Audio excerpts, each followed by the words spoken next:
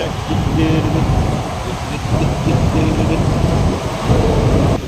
Nakachip po tayo yung pabaan natin.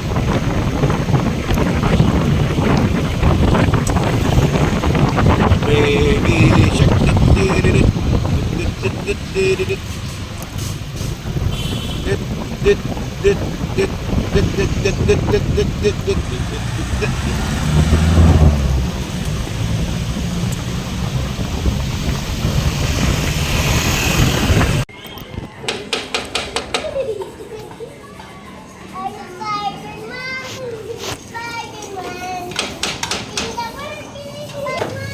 Pasok lang daw, di ba lumalabas? Kilala mo ako, di ba? Oo. Wala. Dito ka na ano to? Alam mo na. Hindi ako naka-attend kasi nag-ano na ako. Sige na ma-attend. Ha? Ngayon pa ako na hearing ngayon po. Ano yan, labas ka mo? Labas ka mo? Ang bilis na nag-hearing. Importante yung sisi ko na nalakihin mo. Ayaw mo na naman sumama sa akin. Pagkakita ka na naman. Ay, patayin pa lang ako.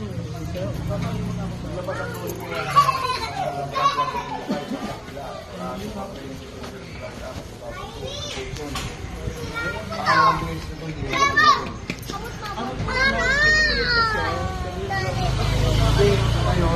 Sama ka muna sa amin na maayos ha. Sama ka na maayos. Pag hindi ka sumama, pupusasan kita. Kaya nga Pupusin silang 42. Oo nga po. Ito po yung ano ko. Ito po yung... Yan, ngayon lang mo pasiwanan ko. Ngayon lang. Hindi ka magpasiwalang tibo. Ano man ang sabihin, maaaring naliti paboro laban sa isang mga hukuman. Ikaw ay may karapatan kumuha ng sarili at napinipilitan kasi wala tayong pagtanggol. Kung hindi walang kakayanan, ito yung pagkakalit ko ng gobyerno. Naintindihan mo? Hindi ka karapatan mo patingin mo kusuri sa iyong sarili at napinipilitan kasi wala mong gagamot.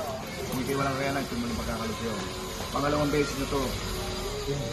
Alam mo na yun, basic na sa iyan. Kaya nga po siya ko. Ito naman po. Huwag ka naman ipakulitan kita mo, mahawa ka pa dyan. Pwede po kumain mo. Ngayon pa lang. Pakakaroon kita may pagkain doon. Halika na.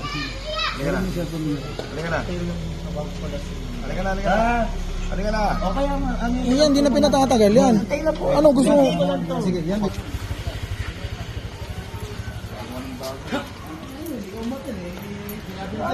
Alam mo naman na yung hearing mo, di mo natin ano. Pangalawang beses na to, Ayaw mo makamalitan na ka pa. Kasi mo yung paint mo ron, hindi mo tinapos eh. Wala, bigura na nga eh.